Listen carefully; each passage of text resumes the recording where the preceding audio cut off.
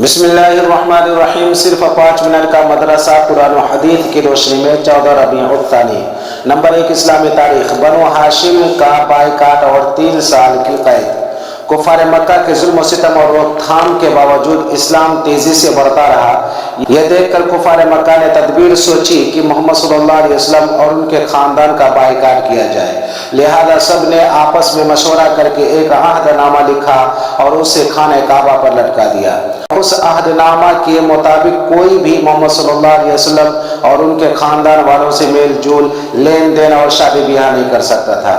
لہذا رسول اللہ صلی اللہ علیہ وسلم کو بنی ہاشم اور مسلمانوں کے ساتھ ایک گھاٹی میں جانا پڑا جس کا نام شعب ابی طالب ہے۔ یہاں ان لوگوں نے 3 سال کا زمانہ گزارا جس میں سخت تکالیف کا سامنا کرنا پڑا۔ بھوک و پیاس کی شدت کی وجہ سے ببول کے پتے تک کھانے پڑے۔ جب بچے بھوک و پیاس کی وجہ سے روتے سسکتے تو کفار مکہ اس پر ٹھٹھے اڑاتے۔ 3 سال کے بعد اللہ تعالیٰ کی رحمت اور ایسی مدد آئی کہ خود کفار ایک دوسرے کی مخالفت کرنے لگے۔ اتفاق یہ کہ ابو طالب خانہ کعبہ میں بیٹھے ہوئے ساری باتیں سن رہے تھے۔ وہاں سے اٹھ کر کفار کے سامنے آیا اور کہا، رات محمد نے مجھ سے کہا عہد نامہ کے سارے الفاظ دماغ چاٹ گئے ہیں، صرف بسم کا اللہم بطور عنوان باقی ہے۔ جب عہد نامہ دیکھا گیا تو حرف بحرف آپ صلی اللہ علیہ وسلم کی بات سچ نکلی اور کفار کی گردنیں شرم کے مارے جھک گئی۔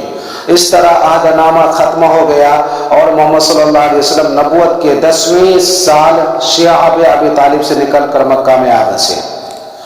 نمبر 2 حضور صلی اللہ علیہ وسلم کا معجزہ، قباء کے کنویں میں پانی کا بھر جانا۔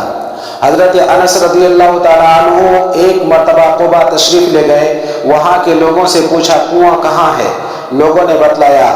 وہاں پہنچ کر دیکھا تو فرمایا، ہاں یہ وہی کنواں ہے جس میں سے لوگ اپنی ضرورت کے لیے پانی لے جایا کرتے تھے تو پانی بہت کم ہو جاتا تھا۔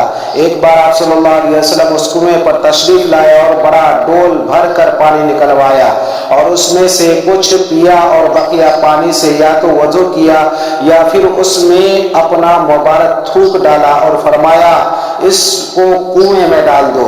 حضرت انس رضی اللہ تعالیٰ عنہ فرماتے ہیں کہ اس دن سے پانی کبھی کم نہیں ہوا۔ بہقی فی دلائل النبوہ۔ نمبر 3 ایک فرد کے بارے میں قضا نمازوں کی ادائیگی۔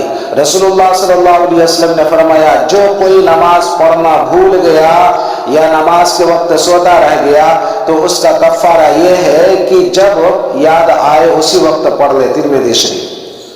اگر کسی شخص کی نماز کسی عذر کی وجہ سے چھوٹ جائے یا سونے کی حالت میں نماز کا وقت گزر جائے تو بعد میں اس کو پڑھنا فرض ہے۔ نمبر 4 ایک سنت کے بارے میں قرضوں اور غموں سے نجات کی دعا۔ رسول اللہ صلی اللہ علیہ وسلم نے قرضوں اور غموں سے چھٹکارے کے لیے صبح و شام یہ دعا پڑھنے کے لیے فرمایا، اللہم انی اعوذ بک من الہم والحزن وَأَعُوذُ بِكَ مِنَ الْعَجْزِ وَالْكَسْلِ وَأَعُوذُ بِكَ مِنَ الْجُبْنِ وَالْبُخْلِ وَأَعُوذُ بِكَ مِنْ غَلَبَةِ الدَّيْنِ وَقَهْرِ الرِّجَالِ۔ ابو داؤد۔ نمبر 5 ایک اہم عمل کی فضیلت، 3 کام کرنے کی کوشش کرنا۔ رسول اللہ صلی اللہ علیہ وسلم نے فرمایا، جب آدم کی اولاد کا انتقال ہوتا ہے تو 3 کاموں کے علاوہ اس کے عمل کا سلسلہ ختم ہو جاتا ہے۔ نمبر 1 صدقہ جاریہ، نمبر 2 وہ علم جس سے لوگ فائدہ اٹھائیں، نمبر 3 ایسی نیک اولاد جو اس کے لیے دعا کرتی رہے۔ مسلم شریف۔ نمبر 6 ایک گناہ کے بارے میں، جھوٹے خداؤں کی بے بسی۔ قرآن میں اللہ تعالیٰ فرماتا ہے، جس کو تم اللہ کے سوا پکارتے ہو وہ کھجور کی گٹھلی کے ایک چھلکے کا بھی اختیار نہیں رکھتے۔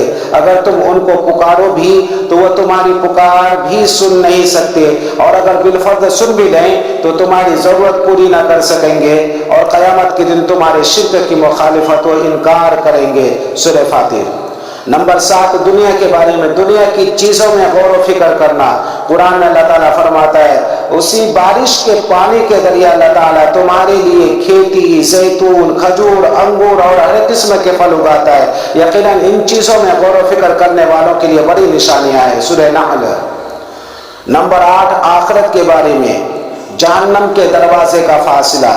रसूलुल्लाह सल्लल्लाहु अलैहि वसल्लम ने फरमाया जहन्नम के 7 दरवाजे हैं, हर 2 दरवाजों के दरमियान का फासला एक सवार आदमी के 70 साल चलने के बराबर है। मुस्तदरक।